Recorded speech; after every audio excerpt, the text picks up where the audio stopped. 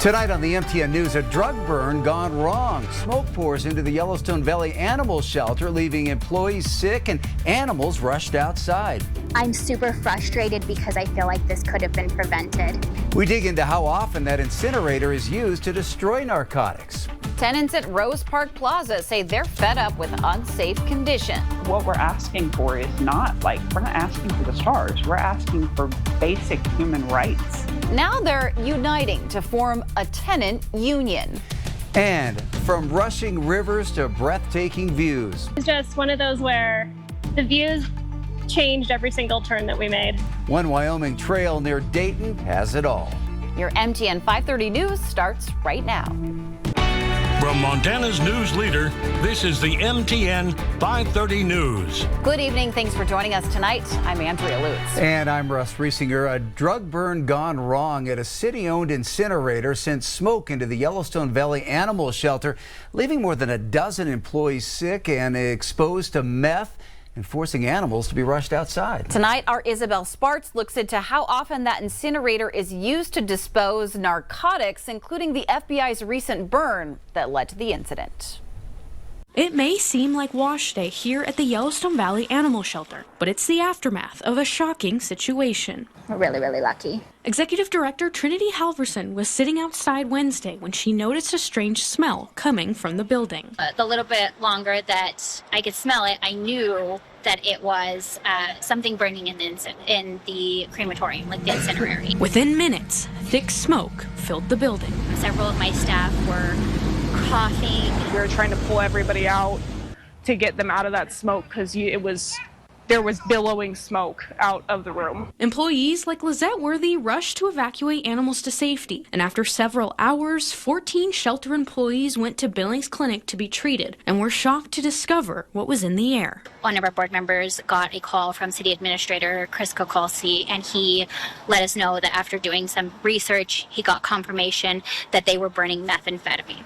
The incinerary is owned by the city of Billings. While it's regularly used to burn animal remains, each Wednesday law enforcement also uses it to dispose of narcotics. City Assistant Administrator Kevin Iflin claims the problem lies not with the incinerator itself, but with the negative pressure it creates in the building. And then there was another thing in place that there was a 4-foot fan out there that if there was issues that started to arise, that we could turn that on. Iflin says that fan was never turned on, along with another problem. Well, apparently there was a backdraft of some sort coming out of there where smoke was coming out of the incinerator. Iflin says he has no knowledge of prior problems at the shelter, but Halverson says issues began to arise 2 years ago when smoke would fill the room during burnings. She tells MTN she's reached out to the city multiple times with concerns. But when they're burning, what they tell us is evidence. It smells like almost like plastic or chemical burn. All animals Wednesday were taken either outside or off location and are all safe. The employees have all since been released from the hospital. And I had 14 staff members exposed to smoke inhalation from methamphetamine, plus all of my animals, is not okay. And it should have been prevented. In Billings, Isabel Spartz, MTN News. Well, law enforcement agencies dispose of confiscated drugs in a variety of ways, and it varies from state to state. Law enforcement agencies use everything from crematories to foundries to hospital incinerators and specialized businesses to burn drugs. Here in Montana, the Department of Justice installed 3 drug incinerators in 2018 for law enforcement in Billings, Butte, and Great Falls, paid for by a lawsuit settlement with a pharmaceutical company. This is video from the unveiling of the incinerator in Butte. We reached out to the Montana Department of Justice to inquire about the current status of those incinerators, and we'll let you know when we hear back. The manhunt continues tonight for the suspect accused of shooting and killing conservative activist Charlie Kirk. This as vigils are being held in cities across the country. That includes Bozeman. A prayer vigil is being held at 6 o'clock tonight at Kirk Park, not only to remember Kirk, but to also honor 2 high school students shot Wednesday inside their Colorado high school. Kirk was scheduled to visit Bozeman in just a few weeks with an event planned on the MSU campus on October 7th. To see somebody's life taken like that, that just breaks my heart. Well, President Trump ordered all flags to be flown at half-staff for Kirk through the weekend. Today, of course, was already a day of mourning and remembrance. as our country remembers 9/11. Nearly 3,000 Americans losing their lives on this day during the attacks in 2001. On this September 11th, Americans paused to remember lives lost and heroes who gave everything. In Laurel, volunteers found another way to honor that sacrifice by ensuring that veterans are sent off with dignity. Their gravestones cleaned and cared for at the Yellowstone National Cemetery. Vanessa Willardson shows us how this day of remembrance is bringing people together through service. Weathers, it doesn't matter. I mean, you gotta get out and do what you have to do. Even in the wind and the rain, one couple, Jean and Catherine Lemon, cleaned headstones at the Yellowstone National Cemetery for more than an hour to honor those who served in the wake of the 9/11 tragedy. A lot of people are buried in the National Cemetery that have fought for our freedoms, as well as all of those that lost their lives on that day that needed to be recognized and will need to be recognized every year. A nonprofit group, Carry the Load, organized this event with nearly 70 cemeteries across the nation, including this little cemetery in Laurel, Montana. We're a small cemetery. Our volunteers are extremely important to us. Cleaning headstones is all a part of a bigger picture on this National Day of Service, remembering the 2001 attacks. This was a very significant part of American history to have this happen, and the lives that were lost. The volunteer organizations make sure that people remember, and that's what's important about this.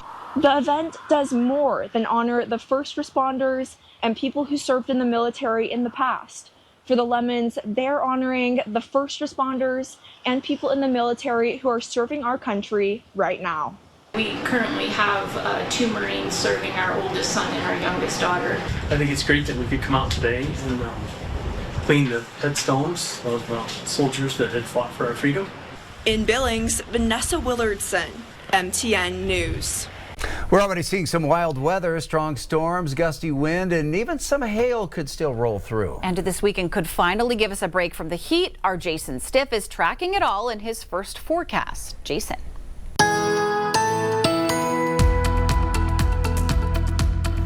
Yeah, you can see from Vanessa's story, areas of rain thunderstorms earlier today around the Billings area. Now more of them are in western Montana, but we're not completely devoid of the active weather in eastern Montana either. We've had some rain showers that brought trace amounts of rain. There were in Livingston area, more thunder than anything else. More rain showers and thunderstorms just to the west of Red Lodge, and some active weather both over the Cody area earlier, now over Powell and close to Sheridan, but we're not done with our chances for wet and stormy weather. I'll have your 7-day forecast coming up in a few minutes. Tenants at Rose Park Plaza in Billings say they've had enough of what they call unsafe and undignified living conditions. And now they're banding together to join a growing national trend, forming a tenant union. Charlie Klepp says more on what they hope to achieve. Unsafe.